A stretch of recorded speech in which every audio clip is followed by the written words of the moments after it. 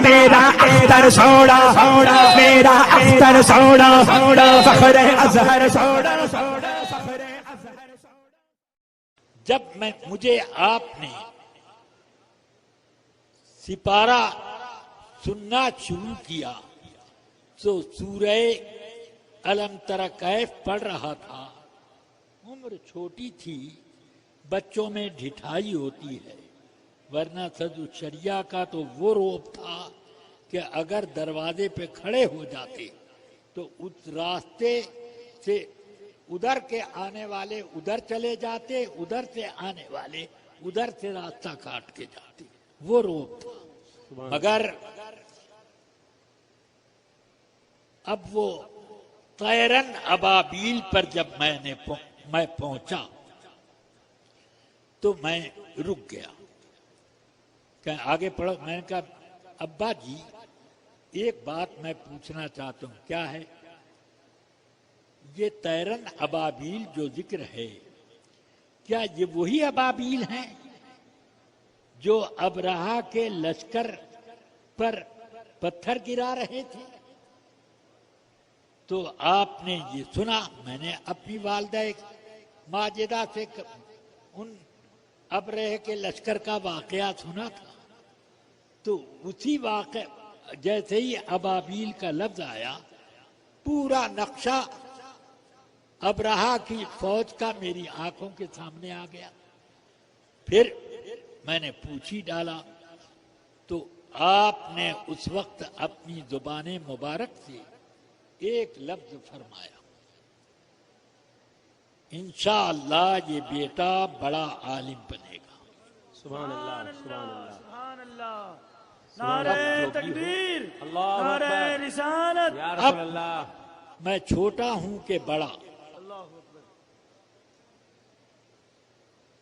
ایک عرصہ ہو گیا، مجھے یاد نہیں ہے کہ 40 سال ہوئے کہ 50 سال ہوئے یا زیادہ. مجھے لوگ علامہ اور محدث کبیر کے نام سے پکارتے ہیں. سبحان اللہ. جب میری داڑھی میں ایک بال بھی سفید نہیں تھا تب بھی میں محدث کبیر کہلاتا. سبحان اللہ سبحان اللہ. اور اس وقت بھی میں علامہ کہلاتا. لوگ کہتے تھے کہ ہندوستان میں لفظ علامہ بولنے کے بعد صرف 2 آدمی پہچانے جاتے ہیں، ایک علامہ ارشد القادری، ایک ضیاء المصطفیٰ قادری. یہ 2 پہچانے جاتے ہیں. جی. آج تو اللہ کی شان ہے کہ جس کو اللہ کا نام لینا صحیح نہ آئے وہ بھی علامہ ہو گیا. میں نے بیضاوی شریف میں پڑھا تھا کہ اللہ میں لام پر جو الف ہے اس الف کو گرا کر یعنی بے پڑھے ہوئے نماز پڑھی جائے تو وہ نماز فاسد ہوگی. بسم اللہ الرحمن الرحیم پڑھیں تو نماز فاسد ہوگی. میں نے فقہ حنفی کی بہت سی کتابوں میں تلاش کیا، مجھے کہیں نہ ملا. حضور مفتی اعظم جن کی بارگاہ کا ایک ادنا غلام، سبحان اللہ. حضور صدر الشریعہ کے بعد میری تربیت میں 2 آدمیوں کا سب سے بڑا حصہ، ایک حضور حافظ الملت والدین اور ایک حضور مفتی اعظم.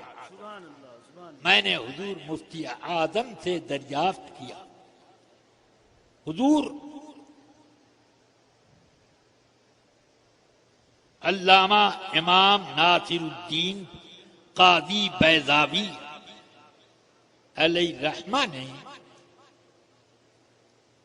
اپنی تفسیر قرآن بیضاوی شریف میں لکھا ہے کہ اللہ کے لام پر سے الف گرا کر نماز پڑھی جائے تو نماز فاسد. کیا ہمارے فقہ حنفی میں اس طرح کا کوئی مسئلہ ہے، میں نے بہت تلاش کیا، نہ ملا، اس لیے حاضر بارگاہ ہوں، سرکار فرما دیں۔ فرمایا یہ پڑھنا صحیح نہیں، لیکن نماز فاسد نہ ہوگی۔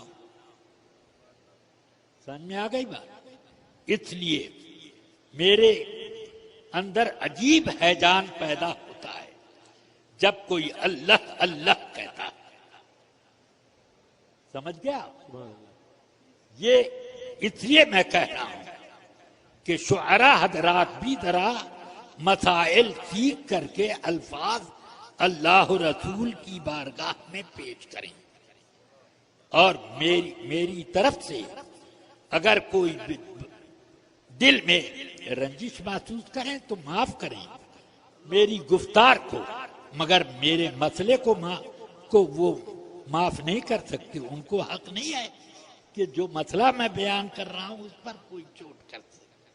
ہاں، 12 رفیقان گرامی، اب یہ حال ہے میری سوانح عمری کا کہ میں بچپن سے آج تک پڑھنے اور پڑھانے اور کبھی کبھی تقریر کرنے میں مصروف رہا، مگر تقریر کا بھی میرا معاملہ وہی ہے